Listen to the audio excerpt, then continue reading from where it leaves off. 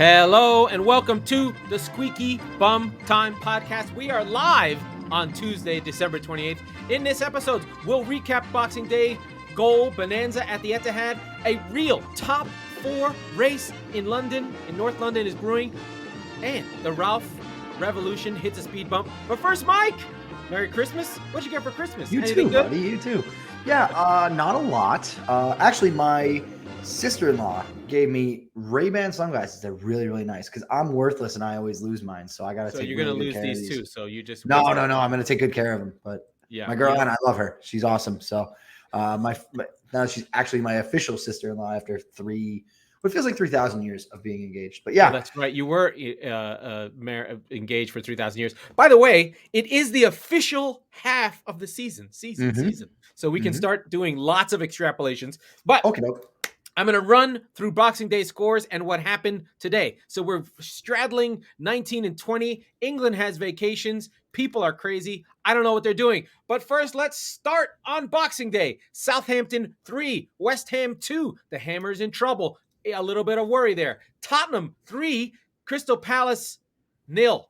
Fantastic result. Wilfred Zaha is a moron and blew everything for his team. Arsenal smash Norwich, who lose even worse today. Arsenal flying high. Chelsea defeat Aston Villa. They get more penalties. Lukaku comes on. Are they back? Are they not back? I don't know what it means. Who cares?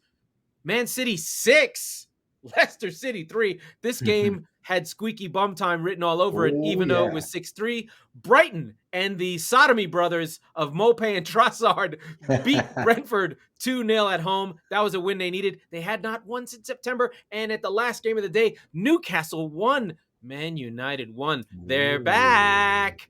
And today's games that just happened just now. Spurs won. Southampton won. A good result for Southampton. They play a man down. A great result for minute. Southampton. We'll talk West about it. Ham down a goal to Dennis, who's secretly the best player who's on a terrible team. But West Ham come back and are like, Watford, fuck you. And score 4 unanswered goals. Defeat Watford 1-4. Crystal Palace put another smackdown on Norwich. Norwich goal the month of December without scoring a goal. Lose 3-0. The Arsenal trophy, right? Yeah. I think that happened. Yeah. Leicester City and the result of the week, putting City 6 points clear. Leicester 1, Liverpool 0. And that's where we can jump in. Where do you want to go? My list has us talking about City and Liverpool going together, going in 2 different directions. I want to start with my team. My team looked amazing. So in the first half, City imperious. They do their thing where they score in the first 15 minutes. In this case, they scored 2 goals. One on a regular goal that made sense and was normal, and one on a dubious penalty. Our man Tielemans getting caught for 2 different penalties. City are up 4-0 and cruising. I tweeted that it was City's redemption tour, getting back at the time of grievances. It was Festivus and the airing of the grievances. City go to Leeds, beat them for taking 4 points off us last year. City go to Newcastle, smash them for merely giving me a heart attack. My number 1 video on my YouTube channel when I watched City lose the league to Newcastle, but then storm back and beat Liverpool. Fuck you, Newcastle. And then City are just like, oh, we lost 5-2 to you. Let's just go see who you are. They're up 4. And Leicester make a change, bring in Castillo, whatever the fuck his name is. Castagna, go to 3 at the back. Lookman comes on, and just like today's game, makes a difference. Leicester storm back with 3 goals, bring this game to 4-3. Hey. I was very, very nervous. City just kind of were all over the place. They weren't playing right. They lost control of the game. Really showed you the power of Rodri standing on the ball and stopping things. Fernandinho is more of an all-action, little bit of loss of control. City settled down, get another goal from Laporte on a set piece. City score all their goals on their set pieces. Leicester have given up almost a set piece goal per game, which is pretty bad. 1 goal, again, Schmeichel gave up. And City end up cruising 6-3. If it had been 3-0, it would have felt normal. But 6-3 feels bonkers. They set the record for goals in the Premier League on Boxing Day in a single game. City back feeling normal, but that was not fun. I did not enjoy that. I was scared. I was in shock. It felt like the Man United game when City were about to win the league, the Centurion team that went up 2-0 versus United, only to have United storm back and win 3-2 in the second half. I sent a lot of tweets that day that were not cool. And just like today, I sent a lot of tweets that were not cool. But yeah, it was scary and worrisome for my I had the team. weird perspective of like, I was still with family, so I had like one eye on the TV. Yeah. And it was on the Tottenham match because it was on at the same time. Yeah. And then as Spurs were up 2-0 with a red card, I was like, look, either they're going to win or I'm not going to want to see. So I went to the other room and I popped City on. And by that time, it was already, I think they had just scored the 5th goal because it was on Peacock. So by the time I got through all the fucking ads and all that bullshit, Laporte was celebrating the 5th goal. So I was like, oh, right, doing his little karate dance that he does. Yeah. But the funny thing was watching this, it felt like March Madness. It felt like the first weekend of March Madness where like you've got all the scores and the ticker in the corner, this rotating, and it almost seemed like for like 15 minutes, every time I noticed the Manchester City score, it was 4-0, 4-1, 4-2, 4-3. Well, because Leicester got their goals in like 3 goals in 15 bunches. Minutes. Yeah, absolutely. Yeah. It was petrifying. It's fun to look through. So you know how I like to go through FBF ref and I just read through all the shots. Going through it on that one, it's really long. I think between the two teams, there were too many games. 30-something shots and 15 shots on target. I mean, it was nuts.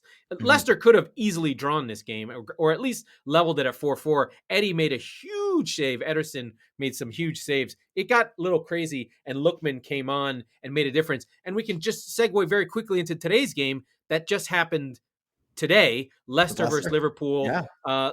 Lookman comes on with Tielemans and is able to do the same thing. My 9.5 friend Iheanacho was pretty good, but once Lookman came on and Tielemans came on, then they really pushed on and threatened Liverpool. Sure, Liverpool could have won this game on another day, but Leicester persevere, and Rodgers has his team, at least has a signature game to hang his hat on. Our friend, Mr. Schmeichel, who I lament and hammer as the weak link in the team, of course, he goes and saves a penalty. I was going to say, because it makes me look like a dick. Schmeichel, no, statistically, it was really little to argue with. The thing is like today, a couple of times, there wasn't like he was battered. And the weird thing is, I mean, Liverpool missed a ton of opportunities, but they just missed the frame. Like they were shooting it everywhere but the net. I think he ended up with like 4, maybe 5 saves, which is a very good performance. Yeah. Which I don't believe includes the penalty save. No, it doesn't. But it would be, as an expected goal. Like a penalty save is basically stopping a goal, which like undoes everything. Well, so and the rebound that Salah, he put it off the crossbar, hit the bar, right? Yeah. So I mean, there was a lot of almosts for Liverpool. It almost felt like, it was a regression a little bit because they've been lucky almost all season. That's the thing, right? In order to get all of the luck that they need to have, they need to get the Robertson red card against Spurs. They need to miss a ton of chances today because they're never going to miss a chance or a call the rest of the year. So, well, I mean, the other thing is right at the end of the first half of the season. The other thing is that we've been repeating. I really still believe this. Their 11 plus Anfield is undefeated. On the road, there's no Anfield. So it does change their ability to come back. It's on the road that they're going to drop points. And they usually don't lose. They usually draw. But on the road, they don't have that extra verve, that extra attack, that extra Liverpoolness that Anfield gives them that frankly no other team really in the Premier League has at their quality. Like I think Leeds has that, but Leeds aren't at their quality. Yeah, but at the same time, like they deserve at least a share of the points today, right? For sure. And so whereas the last time we were talking about, them having a tough game on the road, I'm a little biased, but I was like, they got battered by Spurs. Red card is they really did. They should have lost the Spurs. And they didn't get battered today. In fact, I don't have the expected goals in front of me, but if I were to look, and it's a little polluted, A, because of the penalty, B, because like the penalty chance that it created, like we said, the rebound, but even still, right? Like I said, they were all over them. And it was a really gutsy effort from Leicester to be able to find their way through that, and mark it up. And even, I think it was like balls bouncing around in the box in the last 5-10 minutes. And it was like in the box and intense. You just felt like in other games, they draw a penalty. I think they did. No, but I'm saying like, I think the penalty that was drawn and then had saved by Schmeichel kind of reminded the team, we got lucky, let's not dive in. Like it Yeah. almost seems as Yeah. though defensively Leicester sort of was like, okay, we're going to play here. Let's not do what we normally do and try and get this together. Mhm, But it mhm. was a fun game. I cheered. Now, listen, the shots on target are out of control in Liverpool's favor, 21-6. Leicester only had one shot on target, but they did break in, and Vardy had some chances and didn't get the shot off. So Liverpool are now 6 points behind City, Yeah. level on games. The top 5 are all on 19, all at the half. City on 47, which extrapolates to 94, which is about what I said it would be. Liverpool are on 82 on 41, tied with Chelsea. They're actually have the exact same record, which is surprising because you just think, just gives you a sense of how good Chelsea had been. That Liverpool, who we assume are, champions elect. And then you have Arsenal on 35, West Ham on 31, all on 19 games. Now, Spurs and United are both on 17 matches played, but that's one of your game in hands, and you both drew.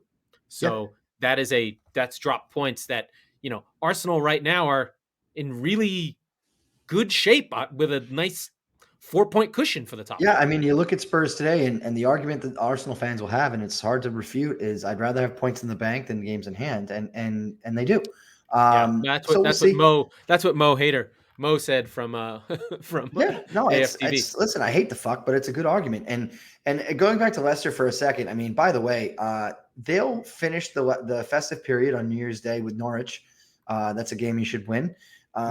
Then all that means is you beat Leicester. You had to play Liverpool twice in a week, and you got smoked by City in the meantime. But you showed some life, right? I think they won today's game by coming alive against City, right? So listen, they've scored goals. They've scored 4 against Leicester, aside from 3 against Liverpool. Granted, it was not exact. It was Liverpool in name only.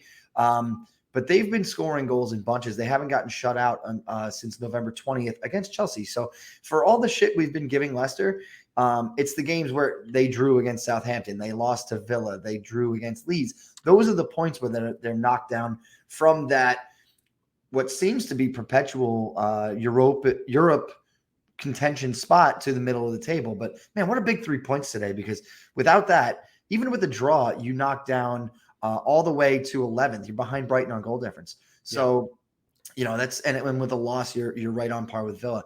So let's they're pair in the top your half of the table, and they're on their way up, I think. Let's pair your two teams' games that you've just played. You had Tottenham versus Palace, nice, easy, relative win. A nice sort of Conte narrative. We're on it. We're moving forward. Whatever. I mean, you won it. I mean, it was no. But I would say it was a good performance, and I'm gonna find which game specifically we won 3. I think it was against Norwich. It was 3-0, and it was still nervy.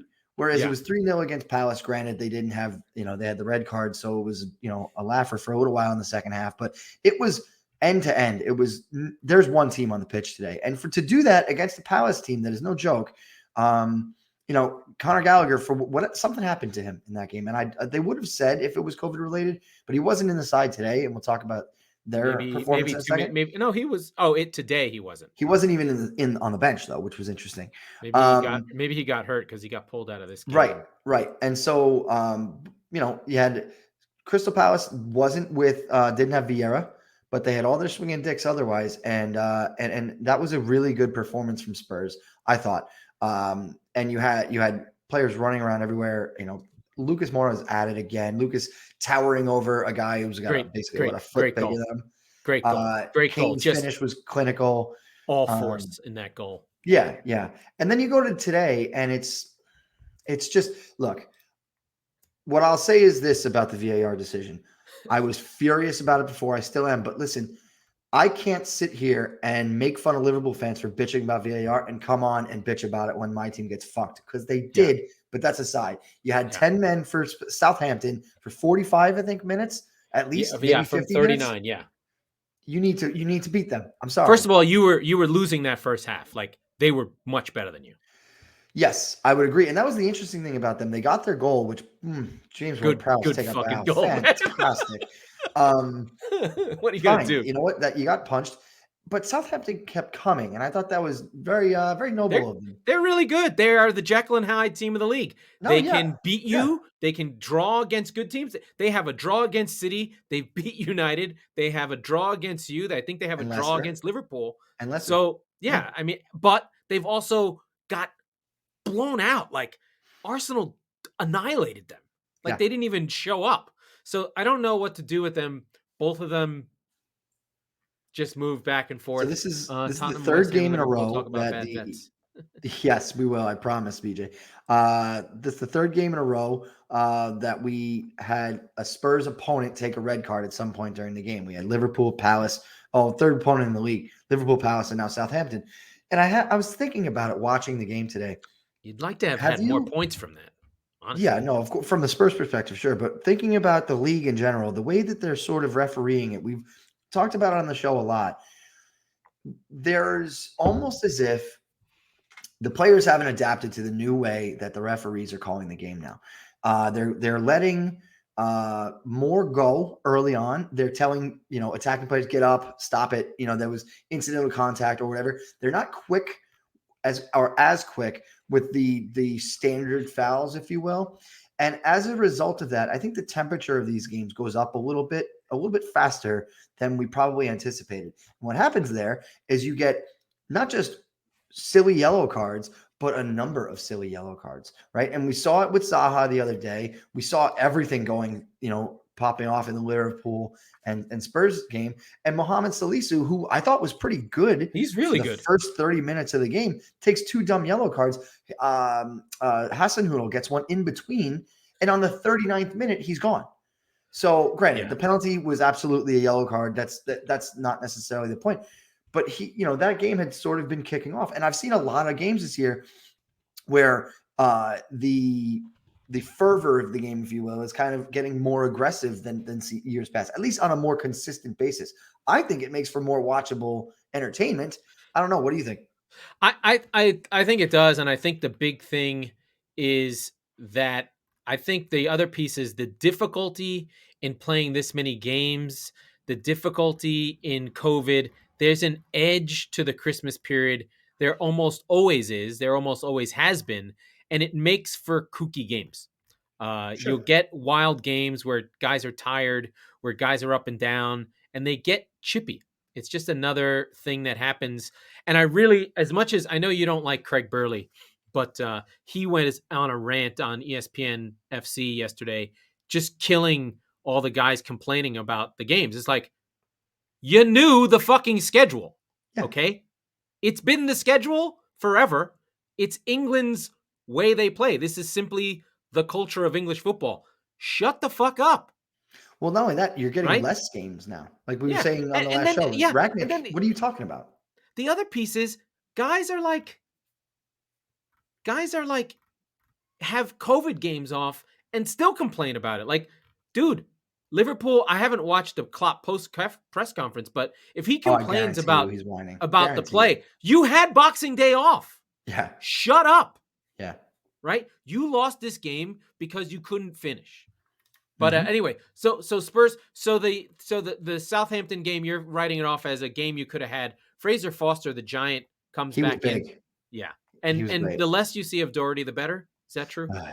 Yeah. Listen, and I'm going to say something else.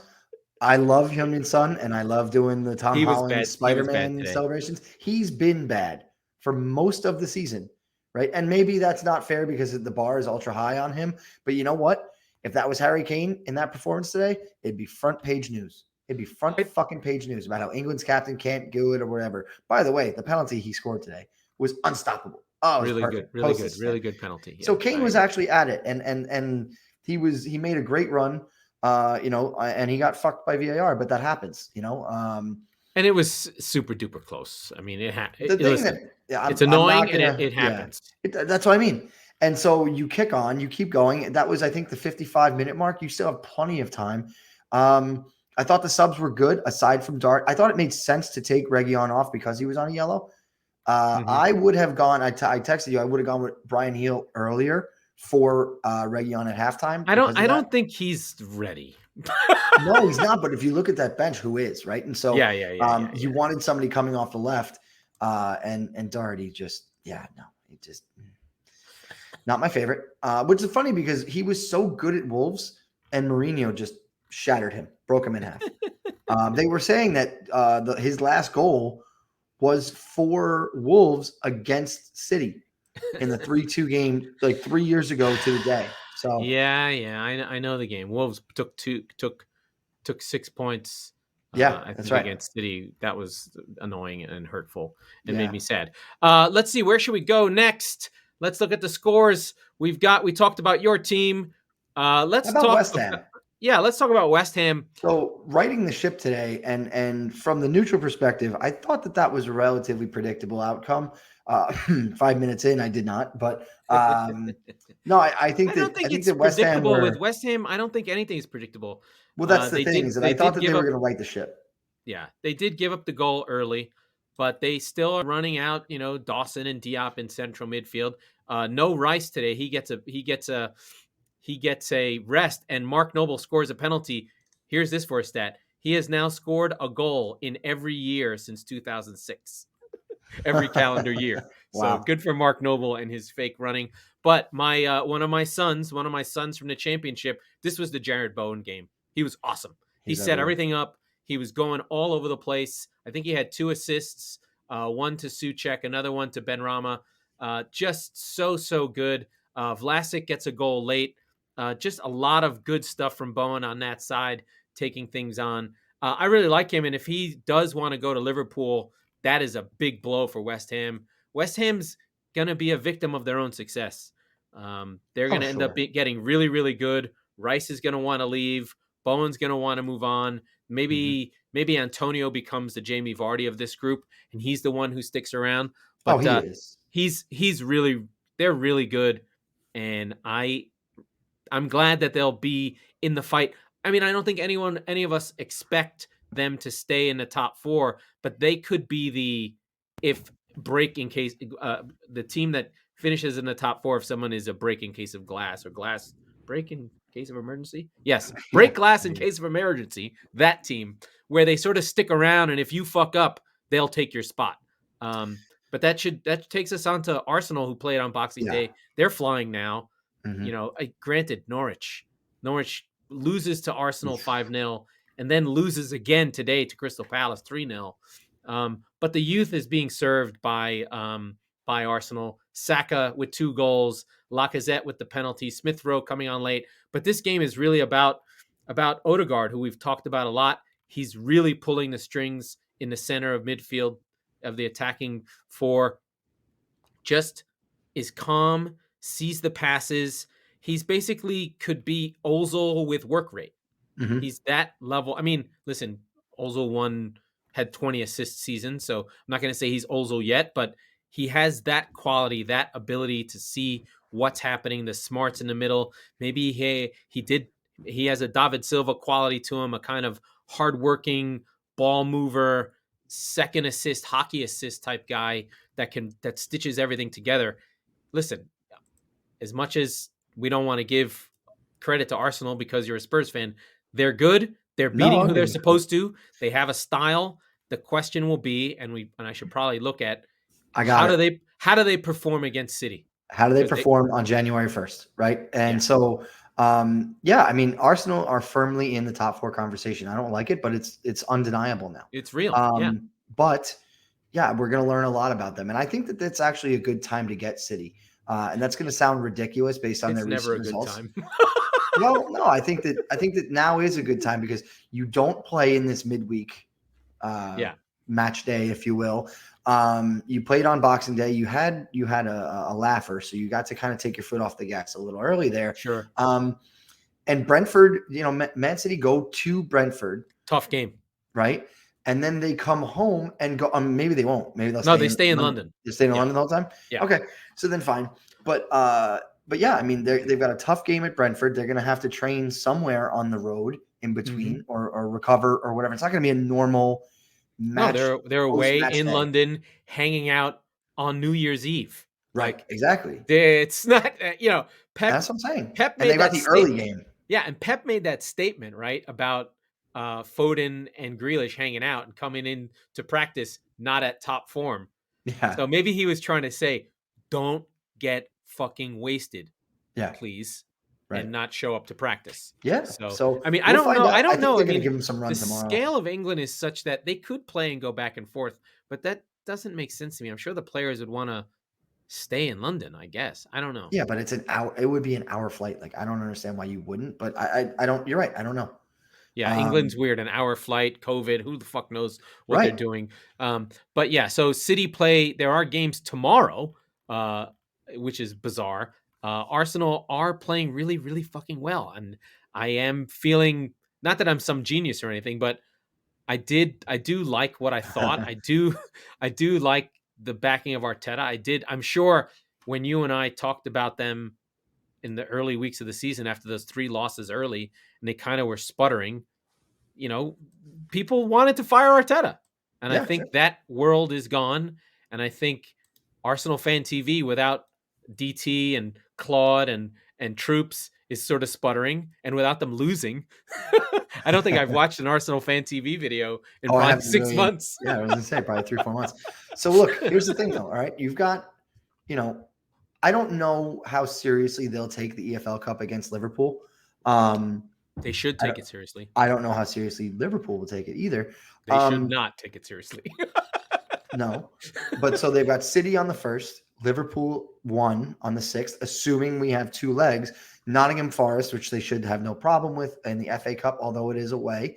And then Liverpool again, they go to Anfield, assuming that second leg happens. And then they stay in North London, but they go to the blue side against Spurs. So a little bit of a gauntlet coming up for Arsenal. We're going to find out who they are.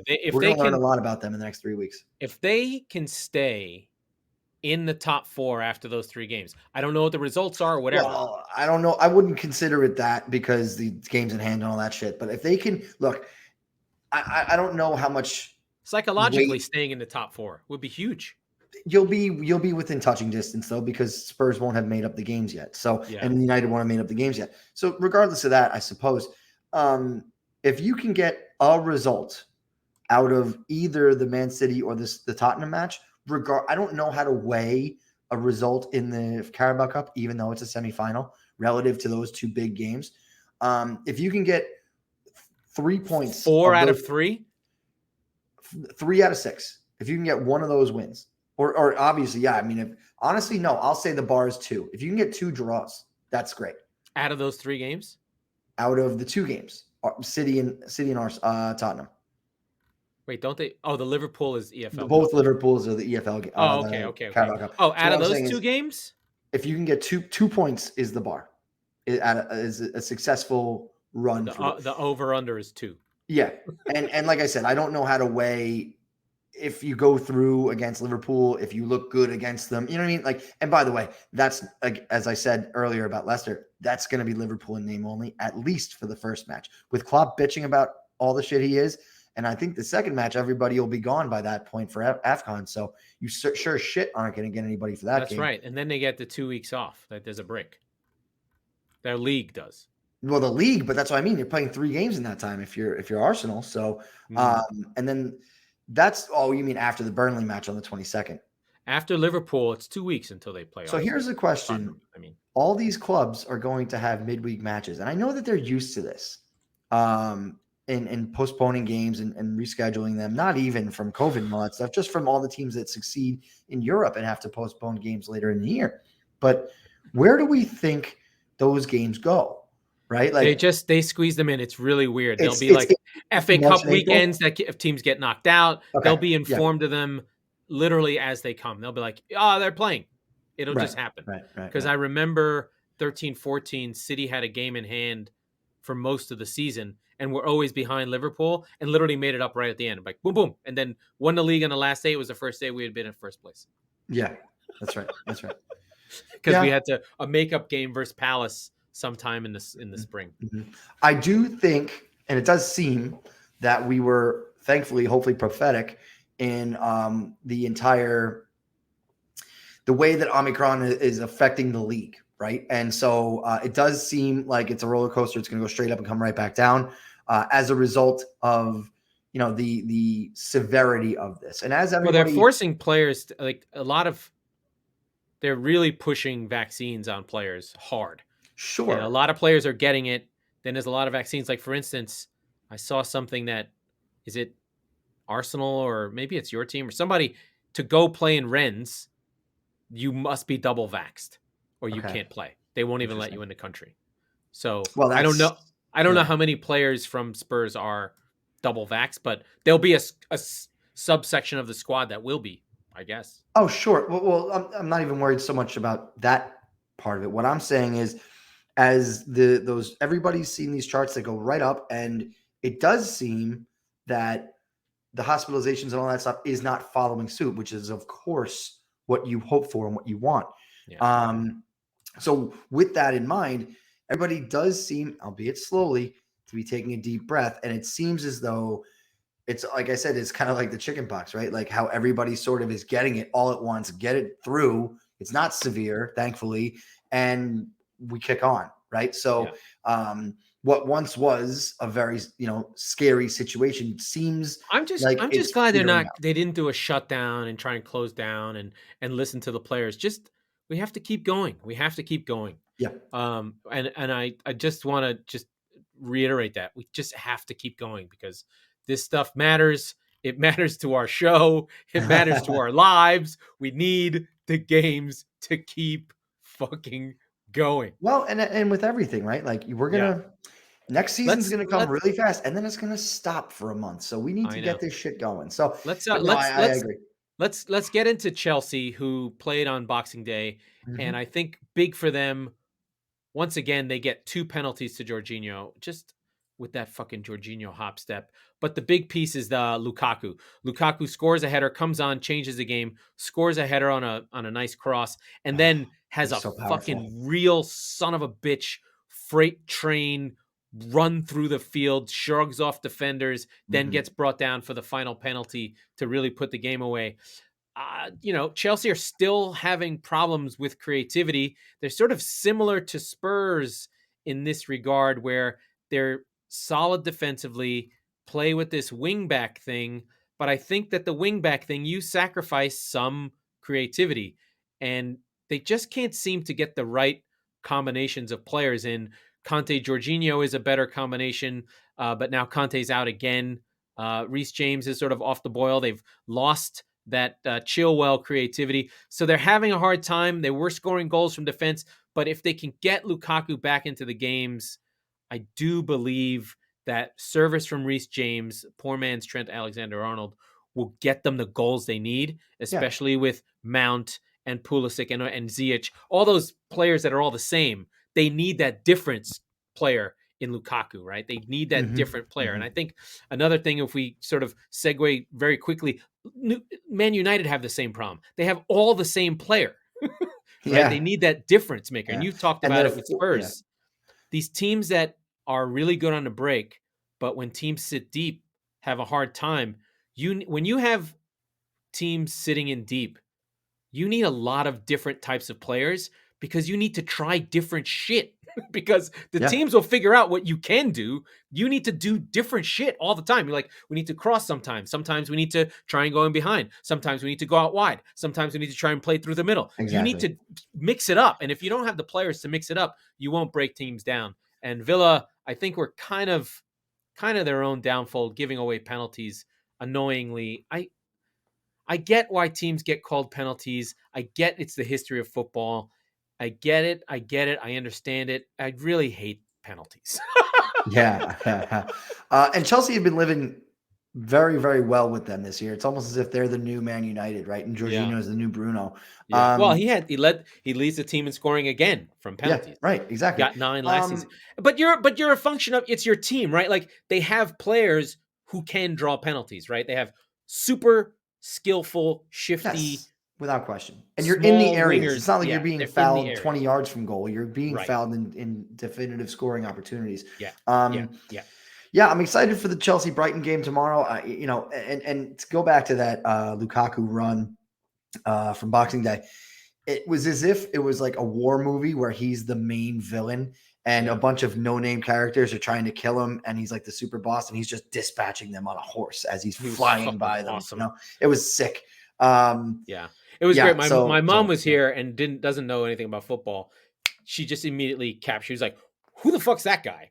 Right? Right? It just immediately stood out. He has presence. You see him. He's big. He's black. He's strong. He looks different from the rest of these little tiny European guys that you think of not eating after World War II because there's a famine, right? They all look real skinny and sick, especially Werner and fucking Havertz. They look like they emaciated, like they just got out of some place that they didn't want to be, that someone put them in, you know what I mean?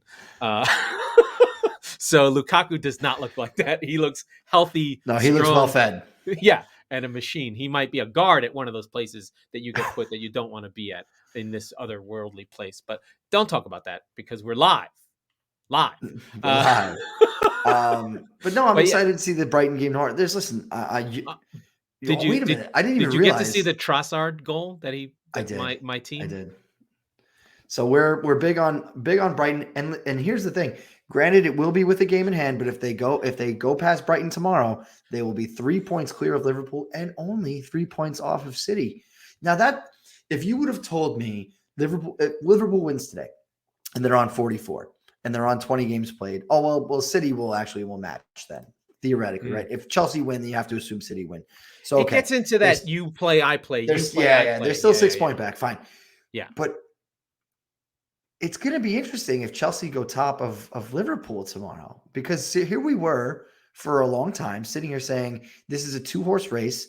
They're really off it, and then and Liverpool dropped 5 points in the last 2 games, and all of a sudden Chelsea are going ahead of them. So yeah. Well, I mean, it's always 2 games. It's always a 2-game swing. Like you start dropping points, they go very, very quickly, and you're like, "Fuck, what the fuck happened?" Well, and I think let's classify that a little bit, right? Or qualify it. We've always said that we think, and if Liverpool has, the ability, they are the 1 to 11, probably better than City, but the depth, we've beaten that horse quite a bit. Yeah. But we've also beaten the AFCON horse a bit, and that's coming up soon. And Chelsea's not going to be nearly as affected by it. They will be affected. Kepa's going to have to play some games. But that's a big, big, big, big change. Well, is it a bigger change than Mane and Salah not being there? No, it's not as big a change. So I think that Jared Bowen's going to go to the window's going to open and they're going to buy him. Be like, that might be the case. That might be the case. But yeah, right. Oh, can you? When can you start? Tuesday? Oh, terrific. Yeah, exactly. Yeah, but I think if Chelsea go ahead of Liverpool going into the new year with AFCON coming up, there's a lot of Liverpool. There's a lot to play. I mean, listen, there's a lot to play for. I mean, I don't think it's a foregone conclusion that City wins this league. I mean, it feels that way because of the gear that City has kicked on into, scoring 23 goals in the month of December, making up all the ground. But they're still just a few games away from grinding a game out where they draw with Southampton, and the where is the striker that City's going to get comes on. For instance, City stole their only striker this week. Yeah. We sold Spain's striker to Barcelona for a fucking makes you wonder if there's something coming. But all right, well, I think they're putting money in their pocket and just getting past AFCON, right? Yeah. City, if we fast forward to March 1st, let's say, and City's playing Champions League knockout games, does their eye wander on the league, which they've won a handful of times in recent years? No. That you don't think it does? No. You don't think that they prioritize that City one crown does jewel? not do that. You don't think after last year? No, never. Okay. That's not how we do it. Because the reason why I say that is we always pushed even for League Cups when we shouldn't have, pushed for FA Cups when we shouldn't have. But always try and win everything. Sure. Always. But even if they did, they're, as we say, 15, 16, 17, 18 are just as good as your 8, 9, 10, 11. So there's something to be said. They'll be fine. Yeah. They'll be fine. Standards are different. Yeah. But if they get a couple of injuries, they're going to be, you're right, they're going to be flying on, 3 fronts, I guess, instead of 4, right? The With the FA the Cup. only injury that I worry about for City is Diaz. Yeah, right. Because He's it'd be the the same as he's it'd the be. only one player that now I think that Stones and Laporte are fine. They would be okay, but Diaz has a little bit of something extra. I Yeah. do worry. I don't know what happened to Kyle Walker. He just disappeared again. He'll be back, I'm did sure. did Pep make him an unperson? I think he's he's in the Ministry of Love, taking notes from Goldberg, and he wants to know how many fingers are being held up. So that's my 1984 reference for the day. We're talking the good stuff. So I don't know where Kyle Walker is. I'm sure he'll be back. He got a red card for one game, and now he gets unpersoned. You look like, yeah. By the way, speaking of our Orwellian friends, you look like you're hiding from the government right now. I am hiding from the government. We are broadcasting live from somewhere in an undisclosed location. Well, I mean, you could really just you want to see the garage. I mean, is No. this what you want? I'm just saying we're just talking about you want 1984 garbage and, back here, boxes well, and doom. that's all the stuff they're looking for. Yes, exactly. I've got everything here. Yeah, I have all the stuff from January 6th. I have all the notes. You're the guy with the horns. Right. So I do want to talk Brighton. Brighton, we in a battle of our we targeted this game a while ago in the battle of betters and bees and bugs. So Brentford didn't really do much in this game. It was really one of the better Brighton performances of late. It was really even. I mean, even to the point of like possession 51% to Brighton, 49% to Brentford, 467 passes for Brighton, 454 for Brighton. So it was a really close game of two even teams, both showing their own different types of philosophies. But in this game, it's the finishing of Trossard and Neil Maupay, as I'm going to call them from now on, the Sodomy Brothers. If you're in on the show, if you are one of the squeaky bums, you will know what the Sodomy Brothers are because of Maupay's antics. And I think Trossard is in that too. He's a little Belgian. He uses French fries with chocolates in interesting ways, sometimes with mayonnaise, sometimes without it. But if that's what you're saying, mayonnaise. So he scores an amazing chip on an amazing pass. No Basuma in this game. I don't know if he's got court cases or just is missing or I don't know what he's up house to. arrest. He hasn't been around, but Mbuemo, no, not Mbuemo. There's a different guy. Oh, Mwepu. Mwepu, that's the one. Yes. The Zambian. He puts Trossard through on, and then the flip is amazing. This is one of those cases where Brentford's bad goalkeeper makes a bad play, and we know that their goalkeeper's been out all year. That's on him. He shouldn't have been nowhere near that ball, but Trossard finishes well. And then Maupay scores another one on the break. That's just, the narrative for Brighton is if they are finishing, they are winning. Mm-hmm. Oh, no, because they play so well. We had a Danny Welbeck sighting, which made me nervous. I'm like, what is it about Welbs that makes him so cool? Is it just that he's hard work? He must be like super duper professional, shows up, comes to work, gets injured, works hard in recovery, comes back and gets injured. He's not good. To the Arsenal. Well, going back to the Arsenal days, there was so much made about him, but like you said, you never heard anything from him. He's just cool as a cucumber going about his business. And it's not to say that he's the best player in the league, but you're like, that guy's been around for like fucking 15 years. Yeah, he was on cool. United. He was part of the United group that was, exactly. the last Ferguson team. The Ferguson kids, essentially, yeah, right? The last him and Cleverley and Smalling and Phil Jones. Right. But yeah, no, it's that group. It's one of those where it's just like he's bounced around, but he's always been. If he's available, if he's healthy, he plays, which is weird, and he still can't shoot, which is awesome for him. But like we said, Brighton play Chelsea, so that should be good. Brighton are fine. I mean, if we go into the table and look at the standings, we do have one last thing, just to cover Newcastle playing United. That was poor from United. But the big thing in that game, the takeaway isn't United playing the way they had played under Ole, because it's still the same players. The big thing for me is Newcastle showed life. Like, they fought. They had this game won. And if it weren't for a couple of bad finishes here or there, they would have beat United. No problem. They hit the post twice. De Gea is the number one goalkeeper in the league in expected goals saved. So he's on +6. 6 goals saved is a fuck ton, which says that United are actually lucky. They should be worse than they are, which is shocking considering what players are there. And I think they're still suffering from the same problems of that. They have a lot of the same players. And what's worse, United have a lot of the same players who all think that they're the best player on the team. They need more water carriers or guys who run and will fight. I did see Ronaldo running back, but the system that they're playing with this 2-2-2-2 thing, it doesn't appear to be working. It doesn't seem like Ralph Rangnick has got them humming yet. I mean, when you juxtapose it to Conte, sure, Conte's had 8 games, but within a game or two, you could tell it was like, oh, something changed.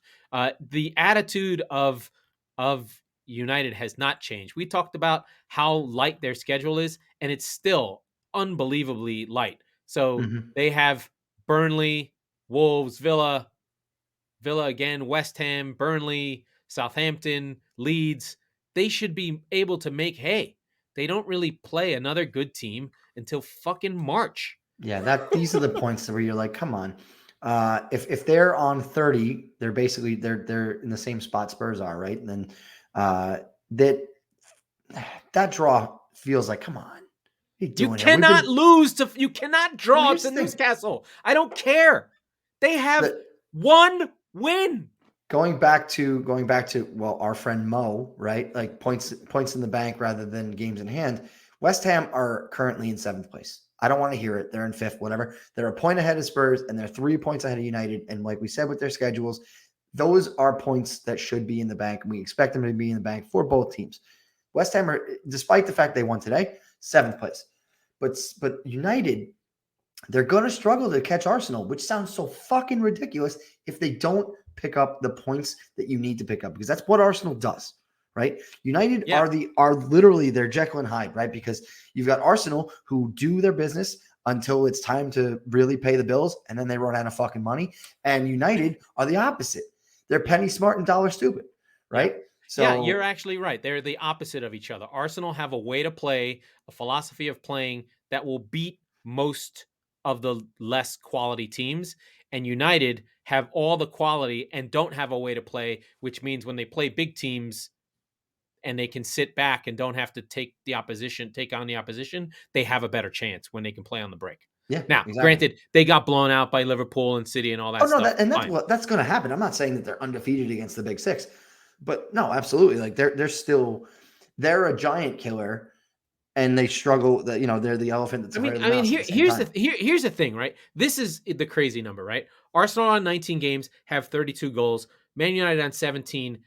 They've only scored 27 goals. Yeah. And Spurs are, well, it's Nuno related. I get it. But Spurs, right? But they've at least come back. Goals. They were bottom 3, 10 games in. Yeah. And the stat you said the other day when they went from literally worst to first as far as distance covered, that's a big deal, right? Yeah.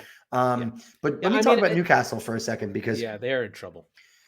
I like this is really going to be put up or shut up time for them, because I just had their schedule. They got 2 games that they can win. They need to win. Yeah, but look, that's a great point for them. Okay, fantastic, huge. Because you're now 1 win away from safety as it stands currently, of course. But you've got 19 games. Southampton and Watford and Leeds are your next 3 Premier League matches. Okay, which means those are all winnable games for you. You need to win one of those games. If you can, we're talking. 4 points. 4 points would be good. If you drop all 3 of those games, you're fucked. Including 1 to Watford, including 1 to Leeds, 2 teams that you were trying to basically replace yourself in the relegation zone with, you're in a deep, deep hole now. They have a major problem, and we don't know the status of them. Wilson and St. Maximin went out of that game. Yes, they did. And that effectively leaves them with nobody. By the way, I want to give you the most damning stat that I can for West Ham. First of all, they are out of. Oh wait, what did I do? I had a stat for you. Okay. Out of the Big 5 leagues, out of 98 teams, they are the worst team in expected goal difference. Wow. West Ham At are minus 0.95. in the Big Five. Yes, in the Big Five. Out of 98 teams, they are the worst. Norwich are 94th. Your beloved Salernitana sitting at 95th. Then we have Spezia. Who don't have an owner still. We're going to wait. We're going to wait. We're going to see how this thing happens. So, the deadline is December 31st. I'm waiting with bated breath to see if my beloved Salernitana gets relegated halfway through the season. Yeah. So Newcastle are the worst team in the division. In the big, they are actually not. Wait, you said West Ham. No, that doesn't make any sense. I meant Newcastle. Okay. No, that makes sense. Okay. Yes. Sorry. Yeah. And yeah, so like you said, if they take the only two players with attacking prowess or finishing out of that lineup, holy shit. Now they're really, really bad. Yeah, they are in trouble. But I do, they've just got to be better than two of those teams down the stretch. Yeah. There's 19 games to go. 35 points will do it. That means they need to pick up 15 they almost need a little less than a point per game for the rest of the way. And they haven't been close to that. Yeah. So we want them to stay because we want to see what they're going to do. No, but effectively, I want this whole thing to be delayed by 3 to 4 years. I want them to go down. Fuck that. Dude, if they go down, you don't just come back up. You think they wouldn't just sell the team, right? Like you don't think they just take their losses and walk away, do you? You never know. You never know. Yeah. Things get weird in the championship very quickly. Yeah. And you can ask Derby County, who have are you ready for it? Go for it. 21-point deduction. Oh, the old 21 gun salute. And the only reason I bring it up is because Wayne Rooney is managing his fucking balls off at that team. He's kicking ass. Like they have every reason to disappear, and they're on only a -2 goal difference, but on 7 points because they have the points of 3-18. They have a 28 point. Yeah, they're on 28 points, but listed at only 7. The goal for them, like if he keeps them up, he's literally the greatest manager of all time.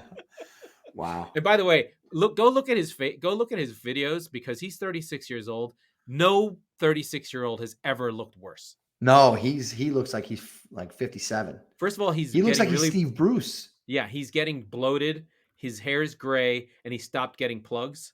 So his hair is now actually back to its natural state of bald and weird. So just your classic reviews from the championship. Check out Derby. It's getting tight up there with Bournemouth on 46, Fulham on 45, and my beloved Blackburn Rovers on 42 with my friend Ben Brereton Diaz, who once he became Diaz, became the greatest striker the championship has ever seen. That's right. You mentioned that. He's only 22, so he's the type of player that actually has a chance at coming up, right? All of a sudden, you become a good striker, you have a chance at getting bought and going up. Oh, totally. So, good. Well, then he'll be one of my. See him. Yeah. Oh, yeah, for sure. Well, one of my sons. Whether they get up or not. Right. If he doesn't make it, he'll want to move. Is there anything else? We have more games tomorrow. We do. Tomorrow. We do. We have Brent. We talked about it. Brentford City, Chelsea, Brighton, Man United, Burnley, and then we'll talk to you after those ones. But yeah, it's been a hell of a 2021. I think this is my last show for the year because I'm going to be in the college football playoff because of Michigan. But so Laurent might be coming to you solo the end of the week here. But yeah, I mean, year in review real quick. Tottenham had 3 managers. That's awesome. Yeah, maybe I'll do like a team of the season, superlatives, not really go through everything because I'll do the scores, do my team of the season, do my manager of the season, and you can share yours and just start picking. Yeah. I'll send you all my stuff and you'll read it off. We'll just go through that and we'll argue because City always get jobbed in these things because they're too good, which is weird. It'll be like player of the season so far is it's the personality thing, right? It has to be Salah, right? There's no argument. Yeah. Despite today, it has to be Mo Salah. Let's see. Player of the season. You know what? I would give a shout. It's not close. It's Salah, but Diogo Jota's right there too. I think. Emmanuel Dennis is a fun one. I know. Best. He's a fun one. He made Robbie Musto's team of the season. Yeah. Okay. He's on 8 and 6. Yeah. Which is crazy. Yeah. For a team that's awful. Let me think. You know what? And it's De Gea, and I can't say it's not De Gea in net. Consensus is Ramsdale for goalkeeper, which I don't agree with. I don't agree with either. He's been really good, but I mean, yeah. All right. So listen, there's three. For me, it's Ramsdale is in the conversation.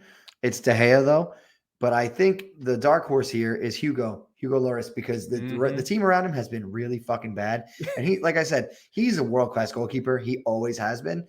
And here's the problem. We have the stats. We know who the best goalkeeper Well, I know. is. Oh, and let's talk about this real quick, because BJ texted me about this the other day. He bought that map that you posted in the group. Hey! So it was cool. It was really cool. He was showing me pictures of it and stuff. Yeah, that one's crazy though. That's he didn't buy it. He got it from Santa, so that's cool. Yeah. So yeah, I mean, it's really it's been cool growing. I think going back to like the review of 2021, we've kind of grown the show quite a bit. We've grown the community around the show, if you will, and it's been cool to kind of get to know a couple of people and chat alongside with them as we do this silly fucking thing. So yeah, and I got to see Laurent, which I'll post that picture. I finally got the picture from the wedding, so I got to take a picture with Laurent, which, you know, half of us look good.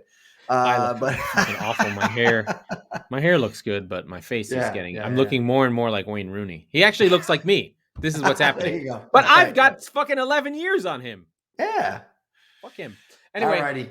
Let's get out of here. I gotta get my outro. That was the Squeaky Bum Time Podcast with Mike Salerno and Laurent Cortines. We were live, and we still are the football wing of the Chop Sports Network. We record on Tuesdays and Fridays, so be sure to subscribe wherever you get your podcast so you never miss an episode.